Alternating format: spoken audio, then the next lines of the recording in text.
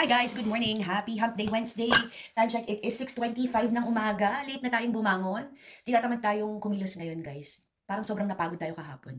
Anyway, hindi na kami nakababa ni Daddy to exercise. Mamayang hapon na lang daw. Nasa baba na si Daddy kumakain ng breakfast kasama ng mga bagets. Tayo naman ay nagpe-prepare na for our work for today. Ngayon ay naka-scrub suit tayo. Kapag ako ay naka-scrub suit, that means I am doing my home care work. Bukas balik na naman tayo sa ating panibagong trabaho. So ang ating isusuot ay ang ating personalized t-shirt na ginawa namin ni Daddy. So magmadali na tayo dahil ako na maghahatid kay Bunso. Ito na ang ating morning skincare routine. Wala tayong masyadong ginagawa. Kung sa tingin ninyo ay napaka-komplikado ng ating routine sa umaga, naghihilamos lang tayo. Moisturizer, pati ng ating vitamin C serum. And tapos na yan.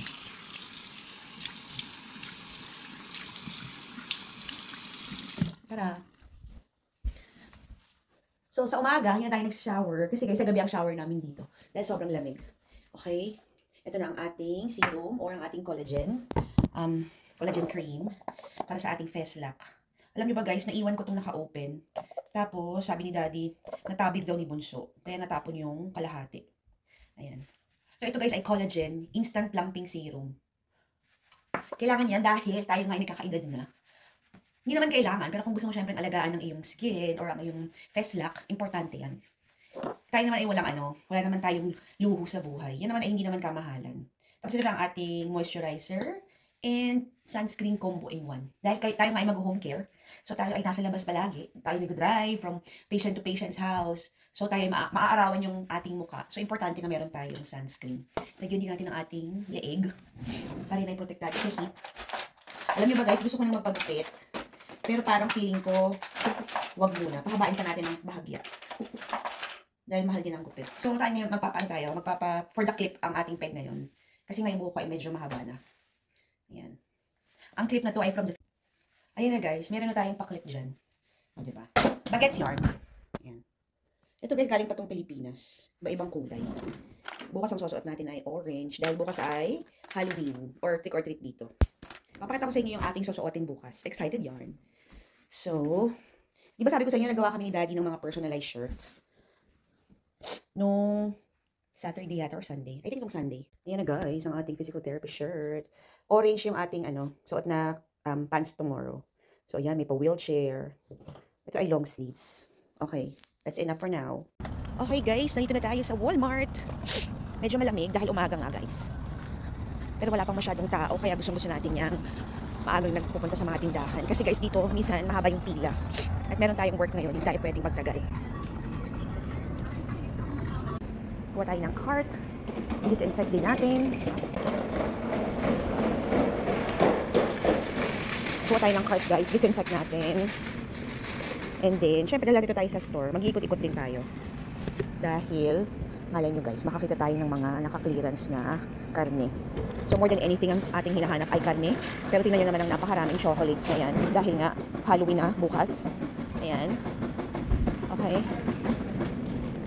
Bakit na tayo nagpunta dito? Yung ating all business kit. Nakalimutan ko kagad. Okay. Diyan na tayo guys sa... Ito yun guys, yung mga na yan. So pwede tayong kumuha ng underwear. Pwede rin tayong kumuha ng pads. And then, ano pa ba yung meron dito? So tingnan natin kung ano natin, yung coupon natin. So ito ay liners, pads, and underwears. So kuha tayo ng pads. Like I said, dito up to $15 value lang pala. So wag tayong sumobra para hindi natin... Ito siguro, extra heavy long. 28 pads ay $13.88. Ito naman ay 66 pads for $13.88 din. Pero ito ay regular lang. So ito sabi dito for bladder leaks. Wala naman tayong bladder leaks, pero pwede rin itong gamitin para sa ating monthly na dalaw. Ayan. So ito ay number 6. Ito naman ay number 5. Ito number 5 ay 48 pads. So baka ito na lang para mas madami. Yan ay $13.88 din. So kuha tayo nito. Okay. Tara na guys. So ito yung mga options natin guys. Pero yung iba mamahal na. So pwede tayong kumuha ng underwear. Iniisip ko guys kung number 6 or number 7. Meron pang number 7. Yung number 7 naman, ultimate extra long naman siya. Yung pinakamahaba. 26 pieces. Yung number 6 naman guys, extra heavy long. 28 pieces. So parang mas maano. Mas maganda yung number 6. Ayun na yung kunin natin.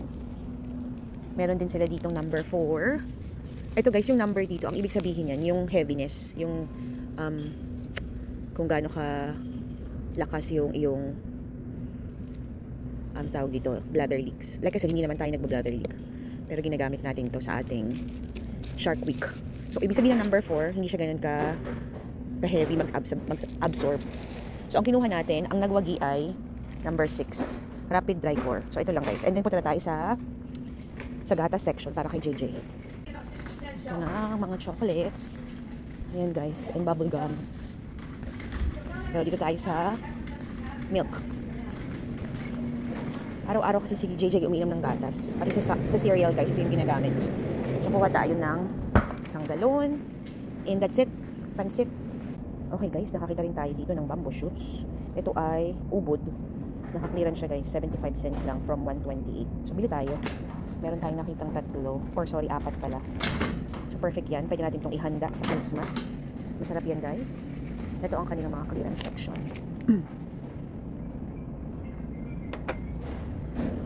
May sila ditong KitKat, limited edition, pink lemonade. Ayan guys. 50 cents I think ang isa. 50 cents each. Hindi natin kailangan bumili nito. Okay guys. Tayo ay mag-check out na at uwi na tayo para tapusin ang ating black coffee. Okay guys, kakarating ko lang sa bahay. Time check 8:15. Medyo natagalan tayo dahil umikot-ikot pa tayo sa store. Maaga pa naman. Syempre pag nandun tayo sa tindahan, kailangan nating magtingin ng mga specials nila.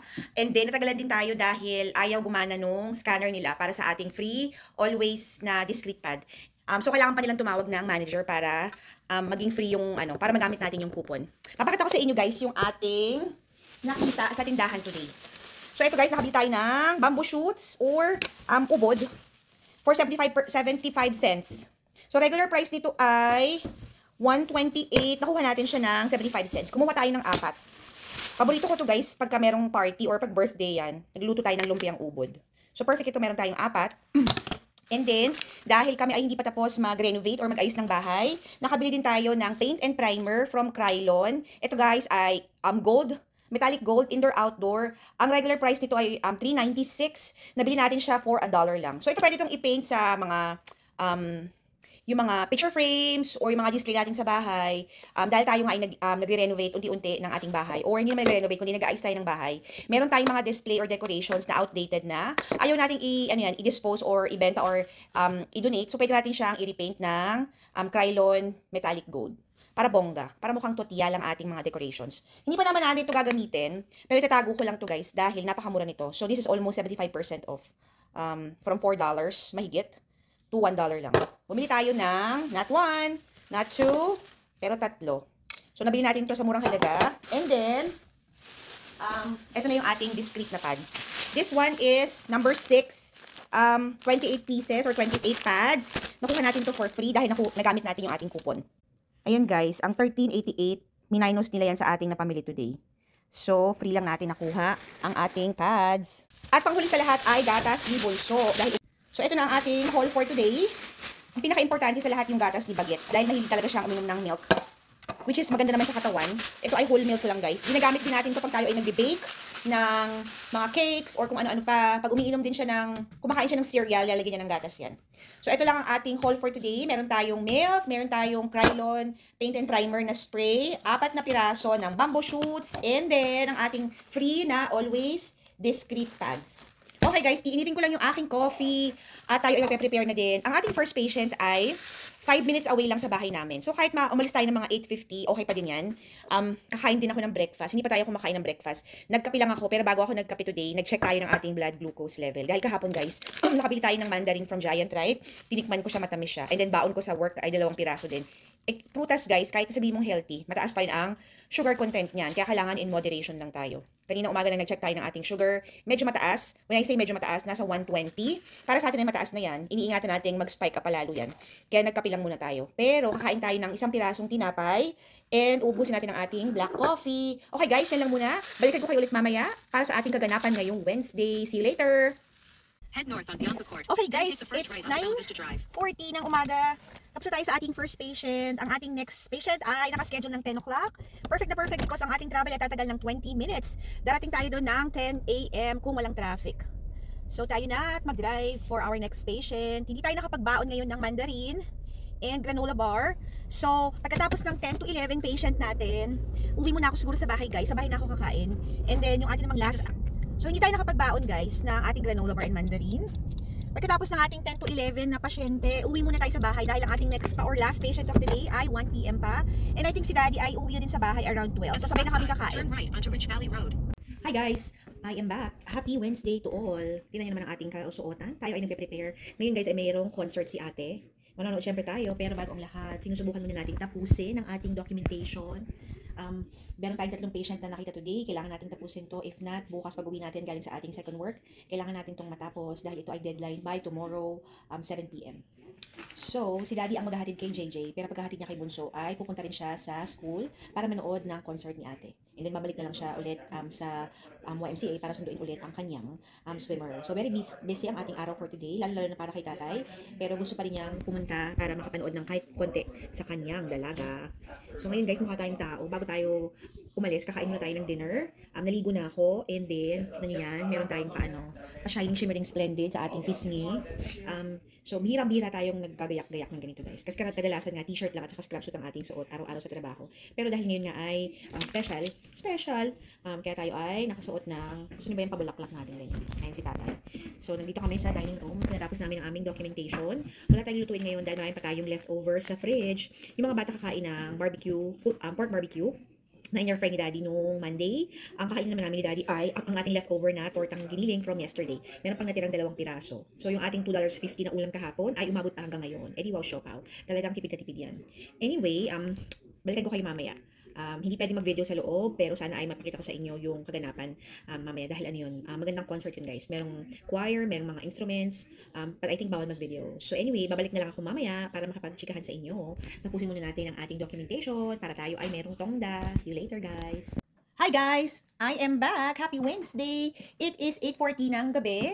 Kakadating lang natin galing sa Prism concert ni ate. So si Daddy ay nakahabol. Siya ay nanood ng concert at natapos niya hanggang sa dulo yung event. And then bumalik na siya ngayon sa YMCA para sunduin si Bunso. So kain muna tayo ng yogurt. Medyo nagutom tayo ng bahagya. Maghanap tayo ng pagkain guys. So tapos na akong kumain kanina na orange or mandarin. Tingnan natin kung ano ang ating matatagpuan sa ating fridge. Meron ditong strawberry yogurt. Kainin natin yan. Naligo na ako guys. So magpapalit na lang tayo ng damit. Kumain kami mga 5 o'clock. So natapos ko na yung 2 nating notes. Meron pa tayong isang outstanding. Tatapusin natin yan siguro bukas. Or mamaya pagkatapos nating magpalit ng ating pajama. Para sa ating pajama. So kain tayo ng Activia yogurt. Ito ay strawberry. Mayroon ako nakita dito guys na Rice Krispies. Lagyan natin ng Rice Krispies ang ating yogurt. Ay, natapon. So si Mama ay clumsy rin. Tomorrow guys ay Thursday na. And then sa Friday walang pasok ang mga bagets. Pero kami ni Daddy ay may trabaho. So bukas ay trick or treat or Halloween dito. Yung mga barkada ni ate ay dito pupunta for trick or treat. Tapos si Bunso naman I think ay pupunta sa bahay ng kanyang kaibigan.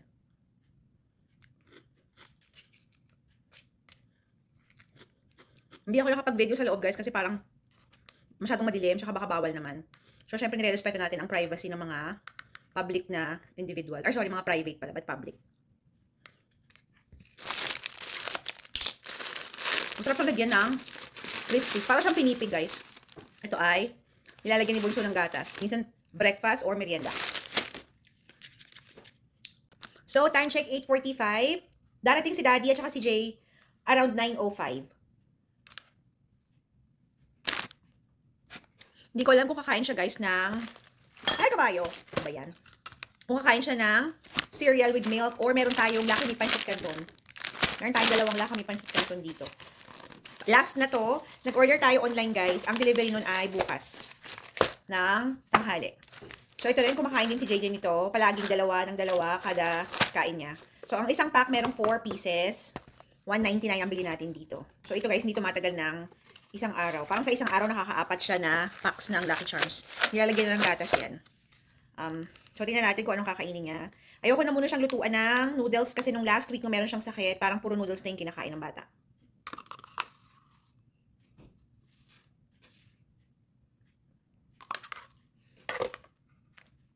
Bukas guys, doon na tayo sa ating next, sa pangalawa nating work.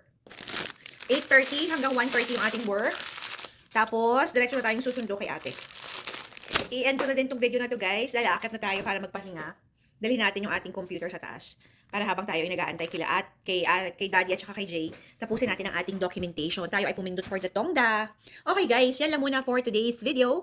Happy Hump Day Wednesday to all. Remember, family time is the best time and every gising with your family is always a blessing. God bless everyone. Good night and good morning. Bye!